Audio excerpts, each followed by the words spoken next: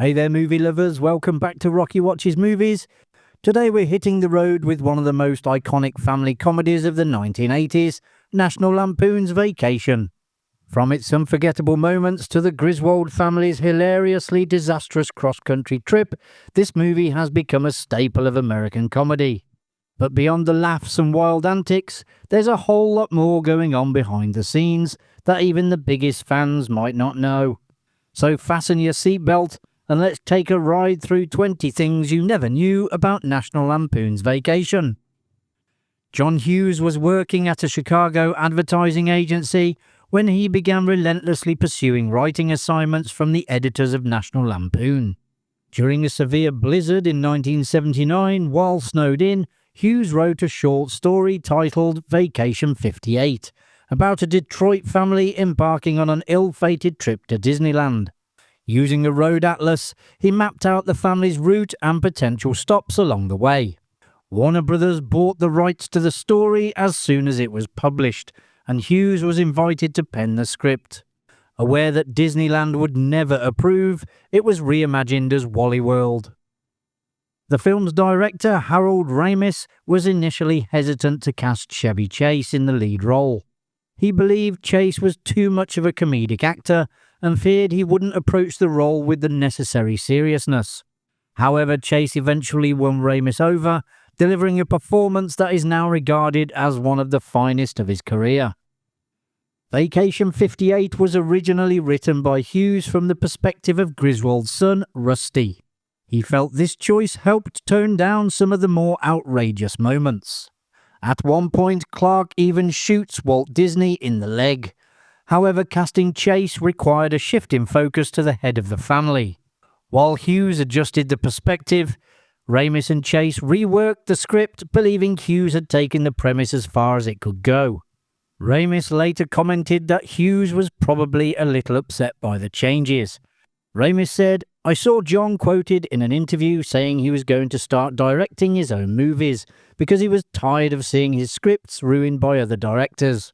Hughes went on to write and direct 16 Candles in 1984. The Lampoon brand in film had enjoyed just one major hit up until this point with Animal House.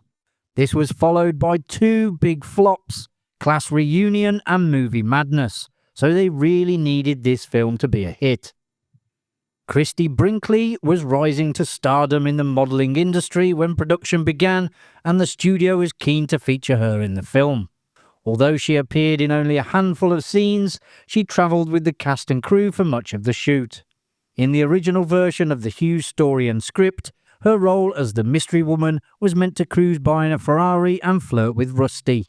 However, when the focus shifted to Chase, so did her attention.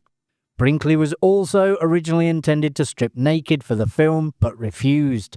Instead, she ended up wearing a nylon bodysuit that created the illusion of being topless while in the pool.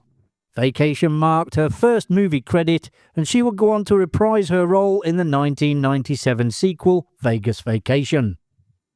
Also in Hughes's original script, Clark snaps upon arriving at Walley World, only to discover the park is closed, prompting the Griswolds to drive to Roy Wally's home and hold him and his top executives hostage. This ending was filmed in its entirety, but was ultimately scrapped after test audiences didn't respond well to it. Ramis believed it didn't work because the movie builds up to the promise of seeing Walley World, and audiences felt cheated out of that payoff. As a result, an alternate ending in which the Griswolds hijacked the park was written. For this new scene, they cast John Candy as Lasky, one of the park's security guards. The cast and crew then reshot the ending and incorporated it into the original film.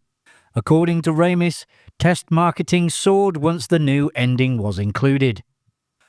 The film's climactic journey through Walley World was actually filmed at Six Flags Magic Mountain in Valencia, California.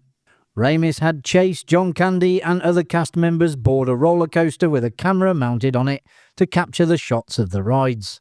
Dana Barron, who played Audrey, became so overwhelmed by motion sickness that she had to take repeated doses of Dramamine. Imogene Coca, who portrayed Aunt Edna, was initially hesitant about taking the role, concerned that she might not be able to play the character's meanness convincingly. However, producer Matty Simmons convinced her to accept the part, assuring her that she was a brilliant actress capable of playing any role. If you're enjoying the video, a subscribe to the channel would be as fun as a road trip without the breakdowns and dead relatives. In an early scene of the film, Clark helps Ellen with the dishes, but he never actually rinses them or puts them in the dishwasher. Instead, he simply wipes them with a rag and places them back in the cabinets. Chase has said it's one of his favourite moments in the film, though it often goes unnoticed by most viewers.